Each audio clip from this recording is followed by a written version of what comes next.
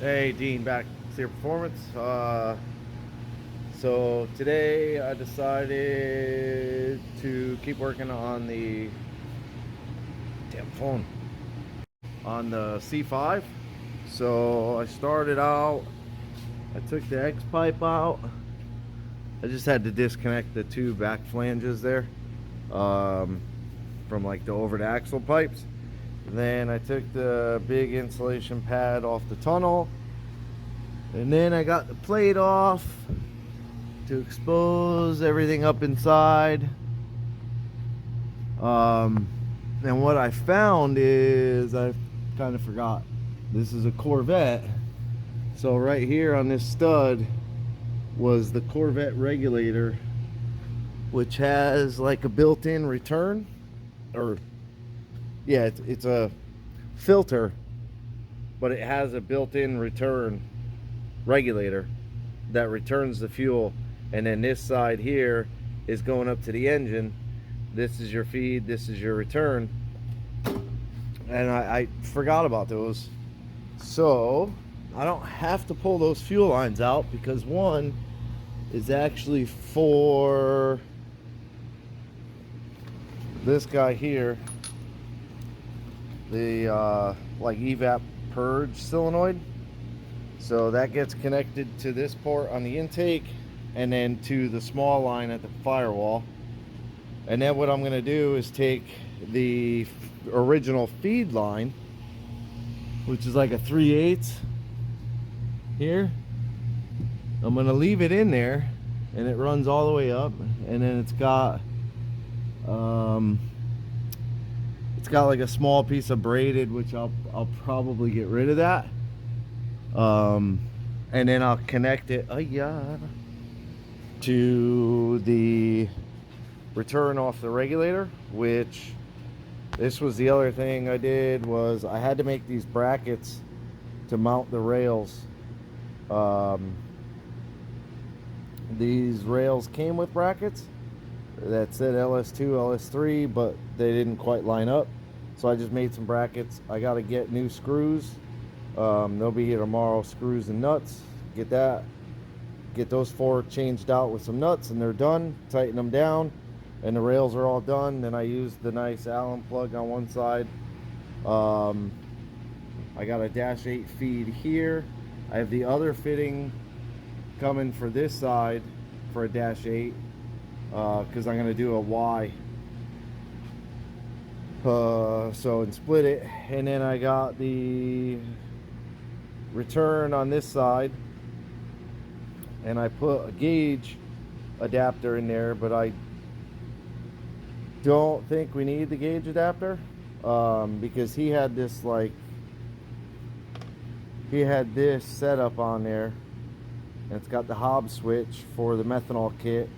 Then it's got the vacuum line that ran to the big red valve on the Pro Charger, and then this vacuum line went to the boost gauge inside the car, then to the brake booster, and then to that. So this is kind of sat like, it was kind of weird on the car. I don't remember which way it sat, but I sat really weird in the car. It was kind of just in there, so I don't really like that.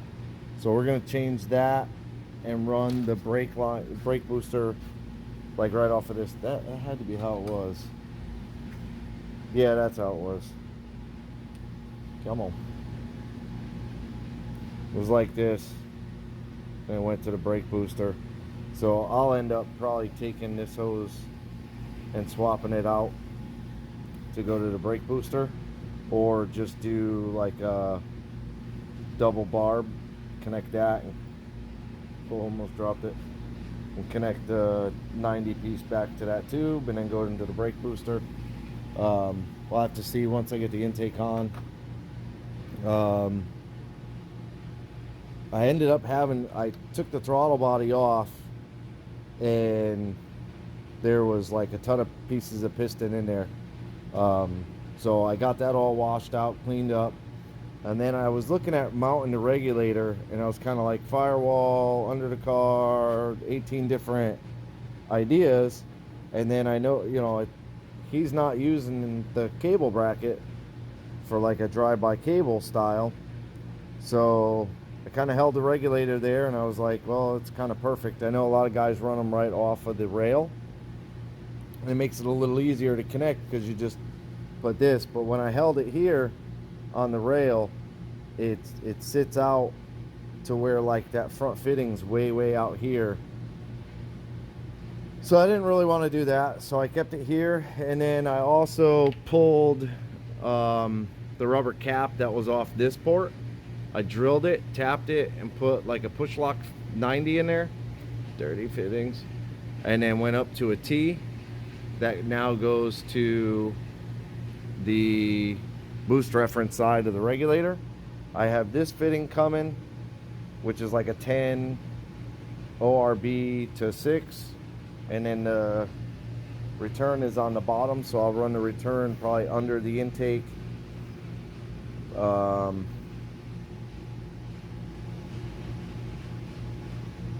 probably run the return under the intake and along the top here, because that's roughly right where that line is, or under the intake to the fender well into the line. However, once I get it on there, but the regulator's mounted on there. And then he has a fuel pressure gauge in the car,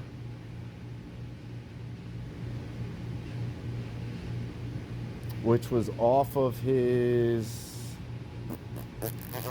fuel rail. That was the other thing. On the fuel rail, he had, let me see, where is it? There it is. Is it still on it?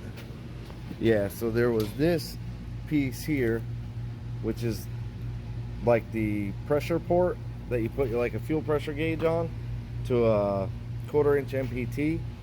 Then that went to, where is it? Oh, this brass T was on here like this. Then the sensor, that sensor was, I think, sticking out the end, or the gauge was sticking out the end. Yeah, the gauge was sticking out the end. And then the sensor was coming off of here, which is crazy. If you have a pressure gauge in the car, you know, I get it. Like if you're standing outside the car, you could see this gauge, but there's no regulator to really need all of that. So we're going to eliminate all of this and just run the transducer right off the regulator. We have the gauge in the car, so we'll be able to set the pressure to 58 psi. And then, so I did all that. Yeah, cool. Then I took the heat shield off the bottom of the tank and took the sending unit right there, the sending unit out of the tank, which is a nightmare because you gotta either jack the suspension up or you gotta finish taking the tank out, which is like that giant hose there, and then there's a tiny little evaporative hose up there, which I ain't fighting with all that. So I just put a jack post under, got it up high enough to where I could get this to twist and come out. And I got the Walbro 450 pump in there, and it's wired up to the connector. He already has what is it called, booster pump. It's hiding in there. There it is. He's already got a booster pump on it. I am gonna look at this connection. Not sure what's going on with it. There it is. It just seems like a lot of tape and pieces, but I don't know, we'll look at it. So now what I did was, this line stays. This is the one that runs all the way to the intake, the like evaporative line, Purge, Solenoid, whatever they call it. So then I put a 6AN push lock, 5/16 push lock on, and I put the return line onto the actual return line. This is the feed. This was the original return. So I got that on there. And then I did a 3/8. Where you at? Where you at? There it is. A 3/8 6AN push lock. So, and then I made the little braided line that's gonna kind of tuck up behind the heat shield. I got this fitting coming, which is a 3/8 push lock by 8, but I have to get a Y, like a 8. I guess it would be an 8 by 8 by 8 Y, because that line, that open line up there, which I got to get the 5/16 push lock for that. That line is like a crossover tube to the other tank, so the pump feeds the fuel into the other sump on this side somehow. I don't understand all that, but that's how it works. So, well, I have another fitting here. That might be 3/8 though, but regardless, I ordered a ton of stuff. So that's the old pump.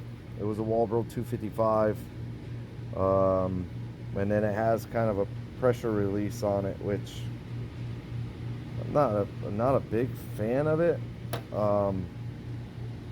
Just seems to me like if that goes bad, it starts spewing in your tank. But so yeah, I got all that. I got a bunch of stuff coming. Bunch of stuff got there today. Bunch of stuff will be there tomorrow. I got to get together 3 bolts on the torque plate. Issue is I can't get a socket on the balancer to turn it over. So I figure what I'll do is I'll just wait. Once I get the battery in it, I'll just kind of bump the starter with it up on the lift, and I'll leave all this stuff out and get those 3 nuts on there. So I think that's about it. As far as I can tell, that's about it for today. Until I get the rest of these fittings, then I can finish the fuel system. Once I finish the fuel system, there's just odds and ends, like put the water pump on, power steering pump, tighten up the AC, and then I got to do the oil filter, which I think all that came today. So once I get all of that on and put fresh oil in it,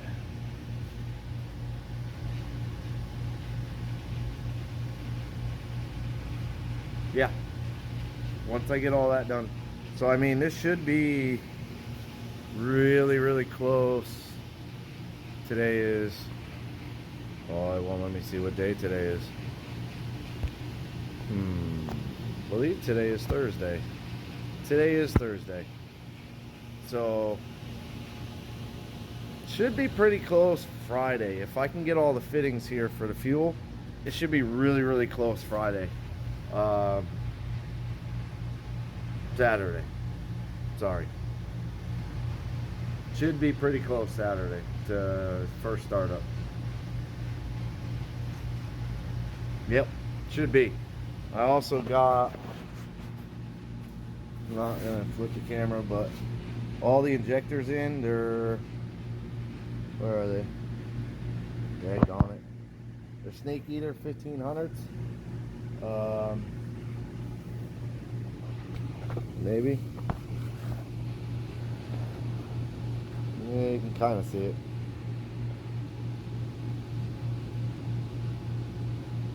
Kind of. It says Snake Eater 1500, I swear. But, so we've had those here for a while. So they're in. Yeah, they're in. Anyways, yeah, so that's it. Thanks for watching. Like, subscribe, leave a comment. Hit the thumbs up for like, and subscribe, the bell. Hit the bell to be notified of new videos. We're trying to make them as much as we can. Appreciate you watching. Have a good day.